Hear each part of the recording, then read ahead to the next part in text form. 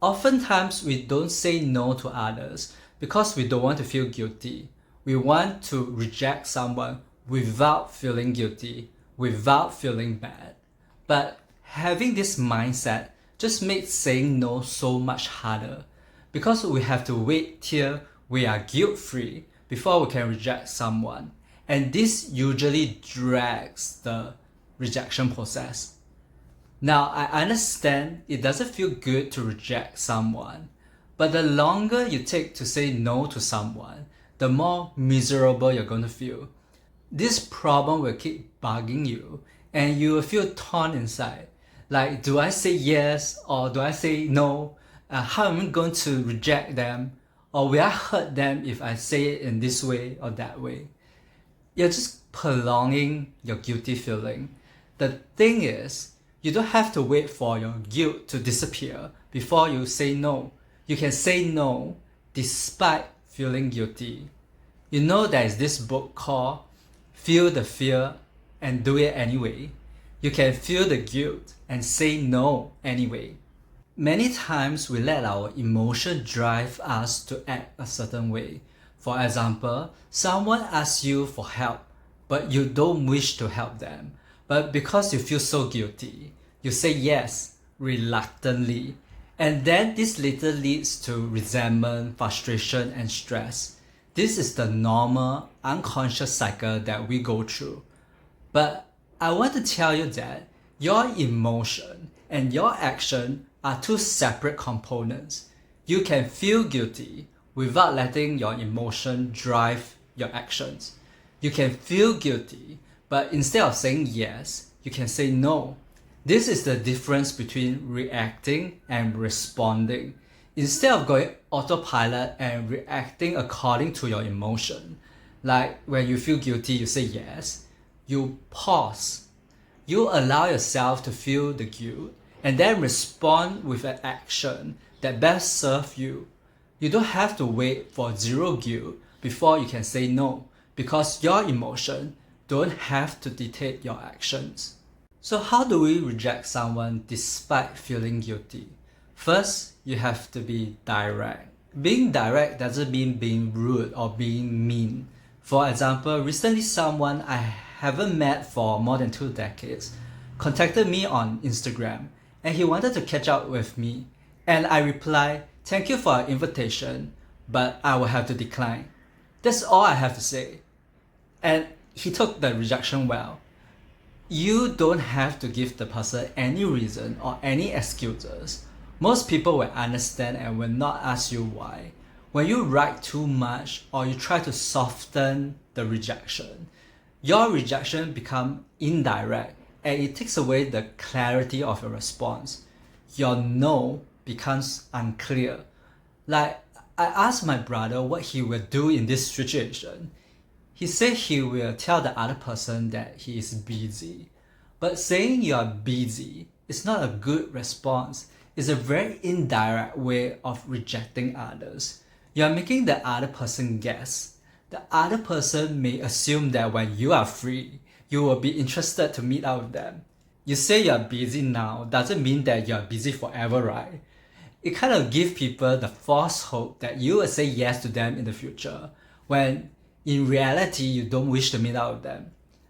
I've been on the receiving end of such ambiguous responses, like "I'm busy, maybe next time," and then they don't follow through.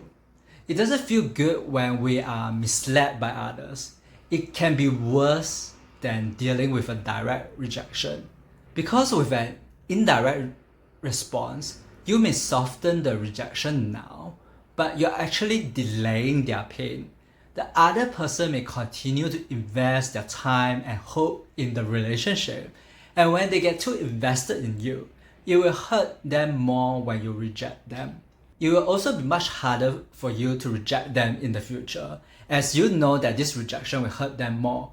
If we just reject them directly, right at the start, and we deal with our own guilty feeling, and let them deal with their feeling of being rejected, it will not snowball into something more hurtful for both parties. And we both get a chance to practice how to deal with our own emotions. when it's small and manageable, not when it becomes overwhelming. Furthermore, asking someone for help or asking someone out takes courage. They are putting themselves at risk of being rejected by others, by you. So the other party deserves a direct answer from you, a direct yes or no.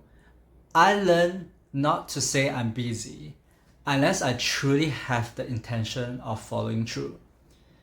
Even when I have a slight hesitation or resistance, I find it's better to say no. I don't say maybe next time unless I truly mean it, I truly want to follow up with the person. The second important quality when it comes to rejecting someone is you have to be firm. When other people sense that you feel guilty, sometimes they may exploit your guilt. Most people won't do it, but some will. Because not everyone is good at accepting rejection, they will try whatever way they can to avoid being rejected or to get what they want. And that's why I avoid saying I'm sorry when I reject someone.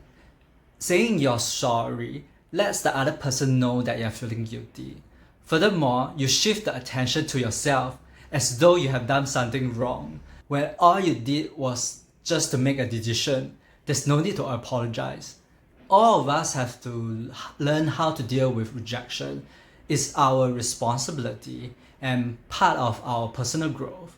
If you truly have good intention for the other person, let them grow. Allow them to learn how to deal with their own emotion. And you do this by being firm. Even if people beg you to say yes or label you as cold and heartless, be firm. Don't change and say yes just because you feel guilty, especially when you have people-pleasing tendency for quite some time. When you start to set boundaries, people get offended. They are not offended because you reject them or because of your boundaries. They are offended because you change the status quo. Our ego hate changes, and they don't like it when something they are so familiar with gets disrupted. So just give them some time to deal with the rejection and the change. Don't change your tune immediately just because they feel a bit irritated and frustrated with you. If you are firm with your decision, they will eventually accept the change, or maybe they will just seek someone else who can fulfill their desire. Remember, rejection do sting a little for the person being rejected and also the person rejecting the others. But the earlier you reject someone in a direct and firm manner, the better it is. And to deal with your guilty feeling, I have a video here for empath and people pleaser.